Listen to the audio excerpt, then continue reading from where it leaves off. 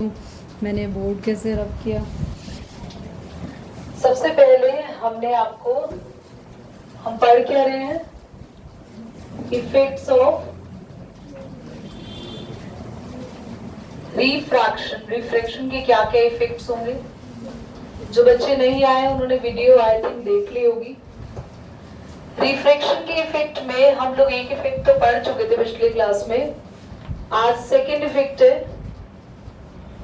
मान लो यहाँ पर वाटर है, पूल है मान लो ये, और ये खाली है पूल, और नीचे ना एक कॉइन रखा हुआ है, this is the coin. Same pool में हमने वाटर डाल दिया, कॉइन यहां भी रखा हुआ है, क्योंकि सेम पूल में डाला है तो कॉइन यहां भी।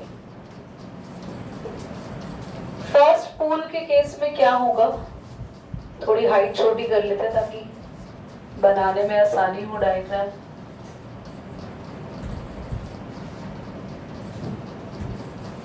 क्या होगा, लाइट रेस सीधा चली जाएंगी और हमें दिखाई देगा कॉइन एग्जैक्टली जहां है वही, क्योंकि डायरेक्टली यहां से एंटर कर रहे हैं।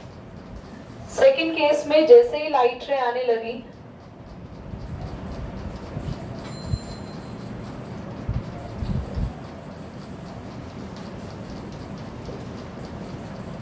सेकेंड केस में ध्यान से देखना बच्चों, जैसे ही लाइट रे आने लगी, क्योंकि ये वाटर से एयर में आ रही है, तो हमने पढ़ा है कि लाइट जब अपना मीडियम चेंज करती है तो क्या हो जाती है, बेंड हो गई, और लाइट बेंड हो गई।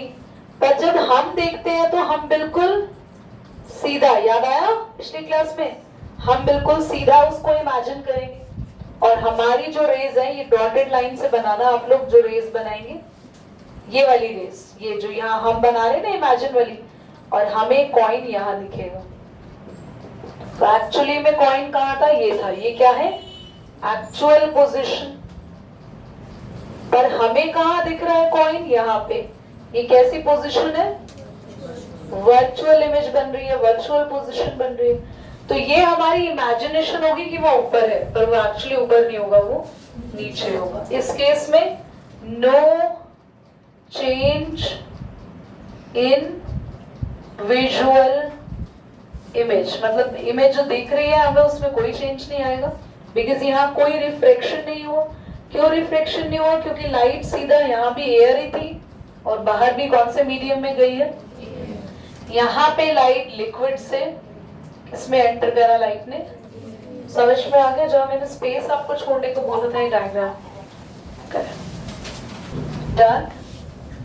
ध्यान से देखेंगे बच्चों, अगर आप किसी स्विमिंग पूल पे हो तो स्विमिंग पूल के बेस को देख के सीधा कूद मत जाना कि हमने स्विमिंग पूल देखा और हम बस कूद गए, हमें स्विमिंग आती है। कोई नदी देखी या कुछ ऐसा देखा और सीधा जंप लगा गए, नहीं। क्यों, क्योंकि एक्चुअली में जो बेस होगा वो और नीचे होगा, हमें ऊपर दिखेगा। ऐसा क्यों होगा, ध्यान से देखो, ये बेस है, इस बेस से लाइट जा रही होंगी बच्चों, यही बेस है ना, ये बेस, और वो लाइट जाएंगी लिक्विड से, बिल्कुल सेम कॉइन वाला केस होगा बच्चों।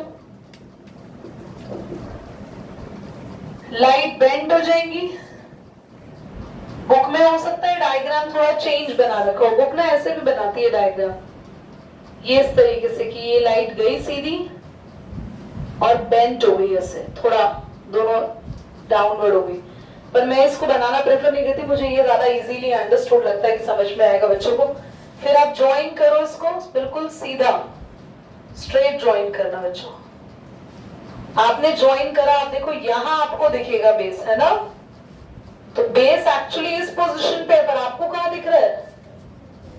तो इसीलिए हमें स्विमिंग पूल का या किसी भी जगह जहां पानी है, ये देख के नीचे नहीं चले जाना चाहिए कि बेस तो बस ये रहा, पैर आ जाएगा मेरा, क्योंकि वो बिकॉज ऑफ रिफ्रैक्शन आपको ऊपर दिखाई देगा। Is that clear. तो जो बेस आपको देख रहा है वो क्या है, आपकी कैसी इमेज है, वर्चुअल बेस, और ये क्या है, रियल बेस। समझ में आया?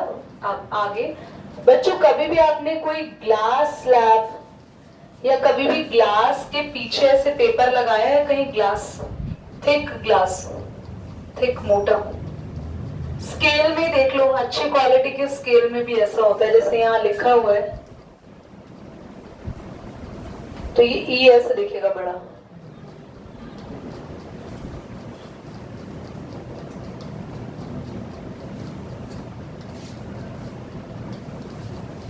समझ रहे हो? तो ये किसका कमाल हुआ भाई, यहां आपने क्या लगाया, ये इतने portion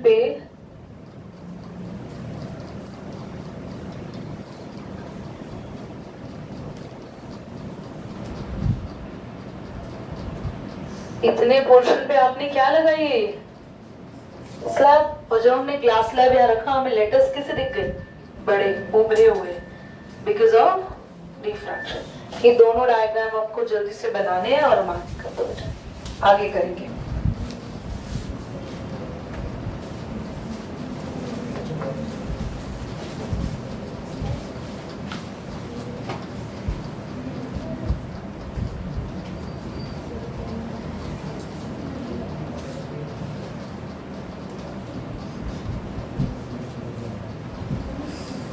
first law, second law कर दिया, ध्यान से देखना। I am drawing a diagram here. It is a glass slab, हो गई बात? It is a glass slab, this is the light which is incident. कौन सी लाइट है बच्चों?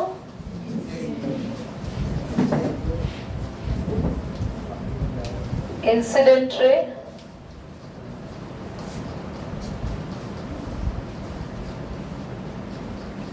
ये है आपके पास, सबको पता है what is this, normal.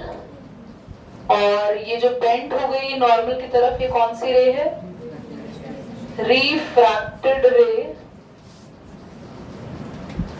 First law कहता है कि इंसिडेंट रे, नॉर्मल, रिफ्रैक्टेड रे, और साथ ही आपका ये पॉइंट ऑफ इंसिडेंस O, ये एक ही प्लेन पर आएंगे। एक ही प्लेन का मतलब क्या है, मतलब एक ही साइड पर होंगे, मतलब हमेशा एक ही जगह, एक ही डायरेक्शन पर होंगे। मतलब ऐसा नहीं होगा कि नॉर्मल कहीं, एक प्लेन का मतलब समझते हो?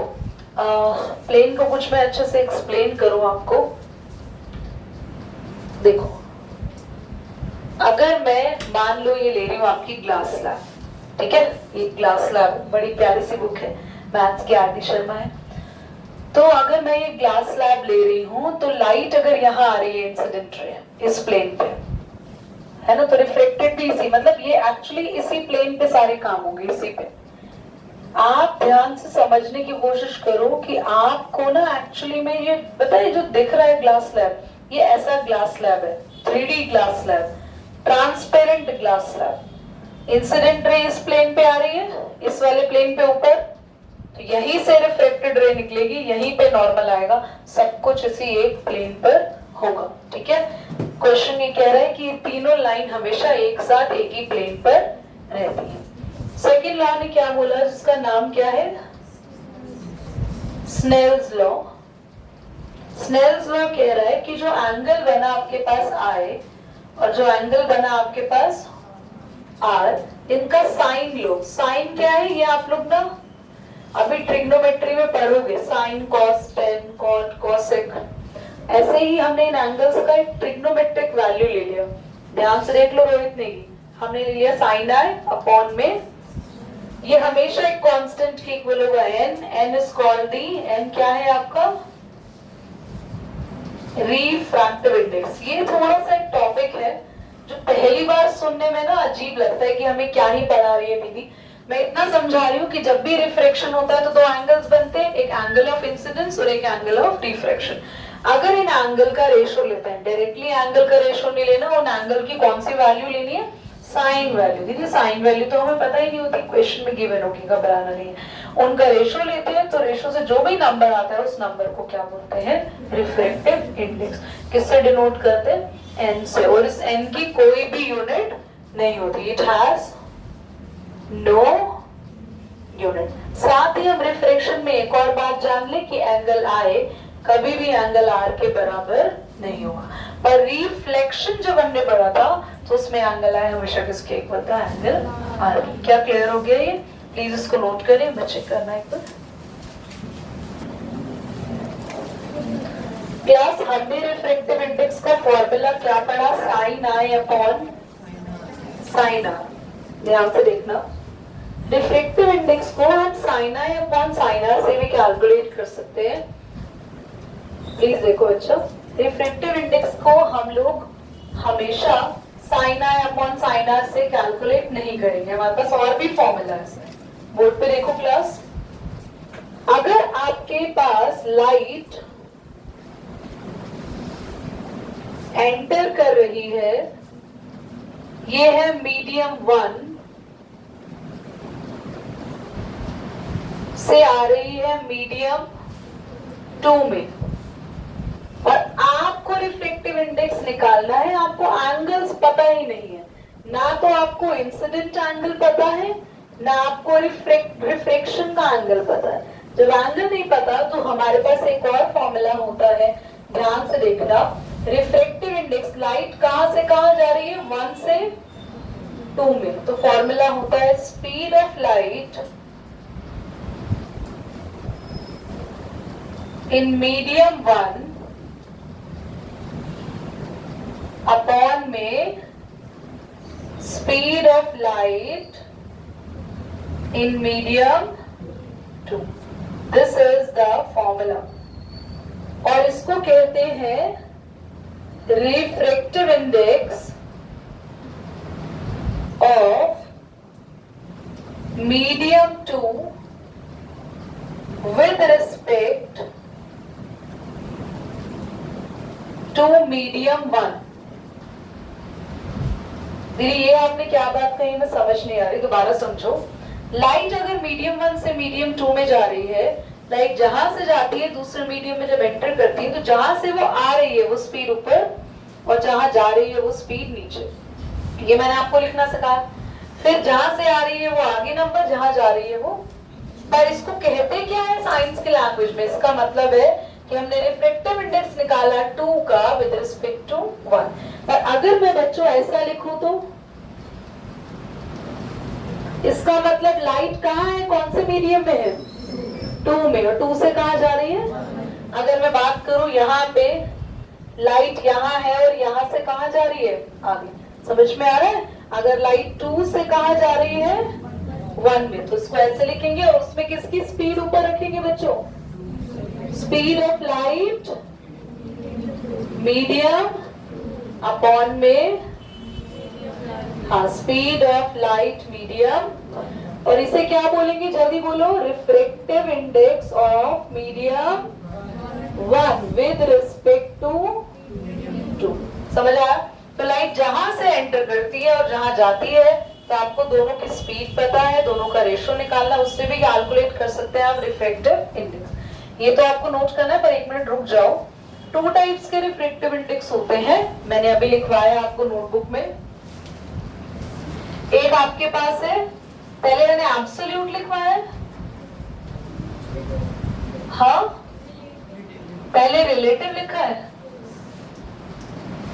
रिलेटिव रिफ्लेक्टिव इंडेक्स, और बच्चों एब्सोल्यूट रिफ्रैक्टिव इंडेक्स। लाइट अगर मीडियम 1 से मीडियम 2 में जा रही है, पर शर्त क्या है, मीडियम 1 एयर नहीं होना चाहिए, वैक्यूम नहीं होना चाहिए। एयर और वैक्यूम को छोड़ दो, बाकी लिक्विड से जा रही है, सॉलिड से जा रही है, हमें मतलब नहीं है, आगे कहां जा रही है हमें मतलब नहीं है। पर पहला मीडियम फिक्स हो गया, क्या नहीं होना चाहिए, जल्दी बोलो। और अगर लाइट एयर और वैक्यूम को छोड़ के किसी भी दूसरे मीडियम से एंटर कर रही है और कहां जा रही है उससे मतलब नहीं है, उसे बोलेंगे रिलेटिव रिफ्रैक्टिव इंडेक्स। समझ में आ गया? पर सेकंड केस में क्या लिखवाया, लाइट एंटर्स फ्रॉम एयर या वैक्यूम फिक्स हो गया, वहां से जा रही है किसी भी और मीडियम में, तो उसको बोलेंगे। तो ये कैसा रिफ्रैक्टिव इंडेक्स है, जल्दी बताना। यहाँ लाइट आ रही है एयर से ग्लास में, ये कैसा है? एब्सोल्यूट। यहाँ जा रही है ग्लास से एयर में, रिलेटिव। समझ में आ गया? पक्का? पहला मीडियम ध्यान से देखना, अगर एयर से एंटर कर रही है तो एब्सोल्यूट, और एयर के अलावा किसी भी और मीडियम से एंटर कर रही है तो रिलेटिव। उसको पॉज